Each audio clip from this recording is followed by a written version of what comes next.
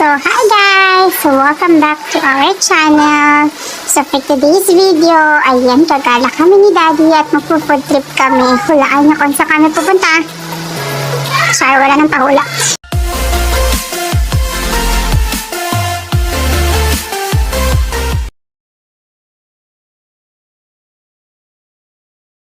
So, pupunta kami dahil nakita namin sa Facebook na may masarap doon na parisan.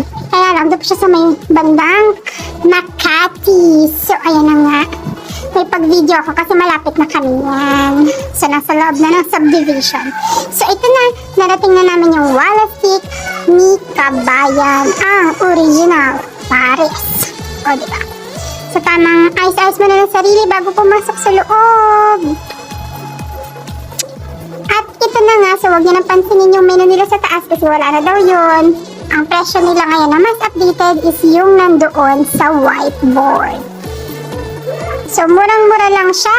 Ang isang pares ay 65 pesos. So may kanin ng kasama yun. Tapos, yung napansin ko dito, pag ganitong oras kayo pumunta, after lunch, wala masyadong tao. Ayan na nga, dumating na yung order namin. So, ang in-order namin, bale, 2 Walastik pares, isang tumbong, tsaka yung kay Daddy ay yung mata ng baka. So, akala namin sa typical na parisan, pinasama na nila yon. Kaya yan, nagkalito-lituhan pa. Pero magkakaibang, ayan, mangkok yung pinaglagyan. Tapos sinalo-halo. Kasi nahanap namin kung nasan yung tumbong doon, asan yung mata. So, ang lalaki ng mga hiwa ng baka nila, kaya sulit na sulit siya. So, kakain na nga kami. Tanggal muna ng mask.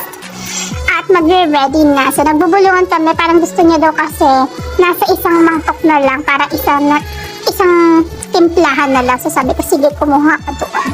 So, kumuha naman siya. At ako nagpapakit sa camera. Okay. So, maya-maya.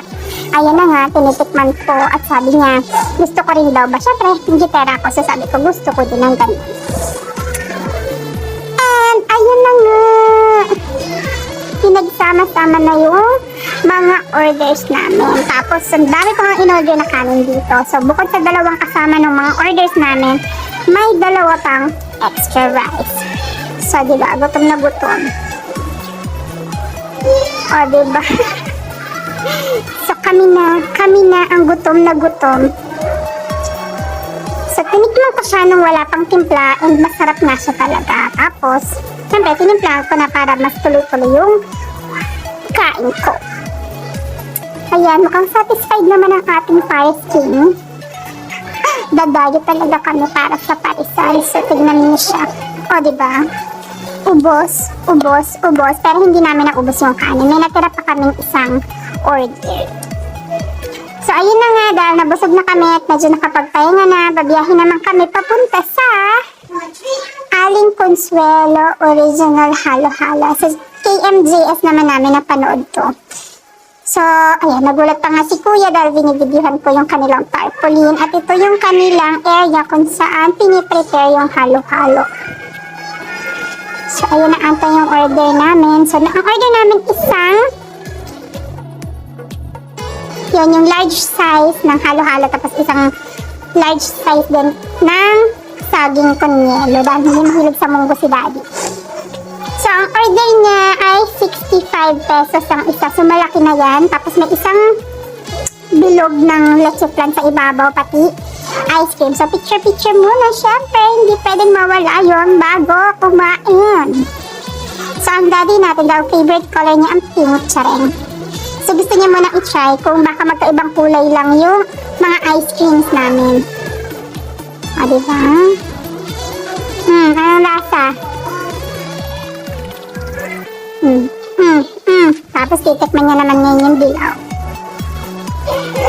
Okay, so napagtanto namin na magkaibang lasa sila, kaya hahalu-haluin na. Pero ako tinikman ko muna yung leche flan. Wala lang. So, sakto naman, hindi siya ganun katamisan. So, parang magiging balance lang yung lasa niya doon sa lahat ng sangkap ng halo-halo. So, hindi siya nakakaumay. So, perfect siya for me. And then kay Daddy na hindi masyadong mahilig sa matamis. O, diba? Pati paghalo, kailangan bibidyohan.